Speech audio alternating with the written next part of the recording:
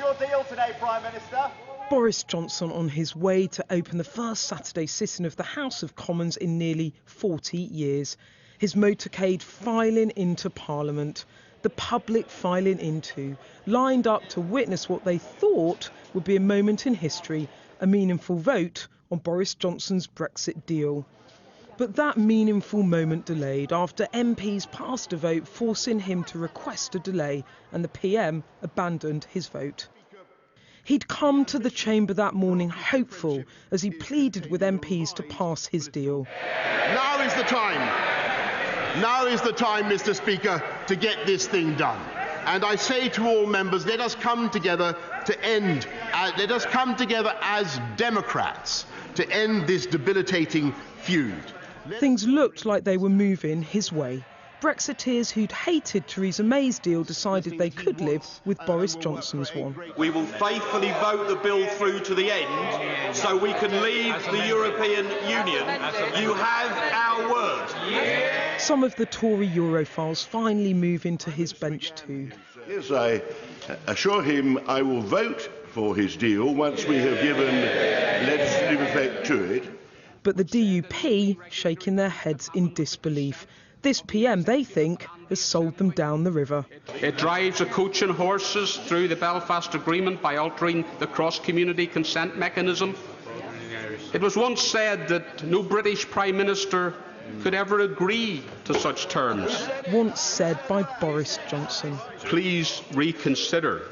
The pressure on the union made quite clear by the Scottish nationalists too.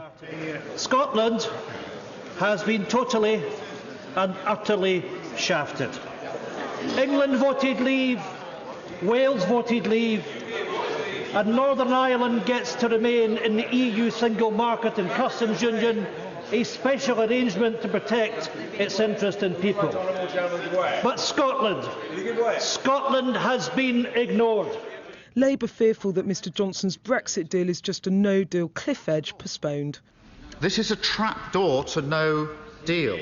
The idea that this does not lead to a no-deal Brexit is wrong, and nobody should vote for this deal on the basis that it is the way to ensure that we don't leave at the end of 2020 on WTO terms. On her feet, the one person in the chamber who's been in Boris Johnson's shoes. Standing here, I have a distinct sense of déjà vu. I know how you feel.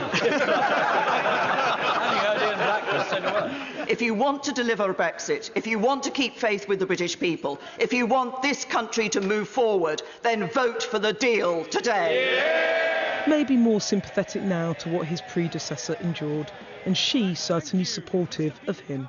But others support more qualified. This exiled Conservative forcing a vote requiring the PM to ask for an extension whether or not his deal is approved. Thank you, Mr. Speaker. The purpose of the amendment, as has been said in several interventions and speeches, is to keep in place the insurance policy provided by the Benn Act, which prevents us from crashing out automatically if there is no deal in place by the 31st of October. That then put to the vote. The ayes to the right, 322. The noes to the left, 306. Mr Letwin got his way, the government did not. Alas, the opportunity to have a meaningful vote has effectively been passed up because the meaningful vote has been voided of meaning. He's now required to write a letter to the EU asking for a Brexit extension, but Boris Johnson insists there won't be one. I will not negotiate a delay with the EU. His opponent's clear he must. The Prime Minister must now comply with the law. He can no longer use the threat of a no-deal crash-out to blackmail members to support his sell-out deal.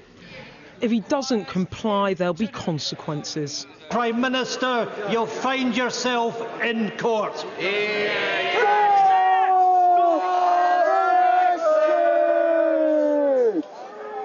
Super Saturday has morphed into scrambling for a Plan B Saturday. Mr Johnson wanted this to be his my deal, no delay moment, but it hasn't quite worked out like that. He's now legally required, whether he likes it or not, to ask for an extension from the EU. And as for his Brexit deal, the vote now postponed. 12 days out from Brexit and still no clarity on whether he can fulfil that do-or-die pledge. The government says it will press on trying to get MPs to back a deal before October the 31st. Mr Johnson desperate to avoid delay. This a setback, but he'll hope it doesn't turn into total defeat. Beth Rigby, Sky News, Westminster.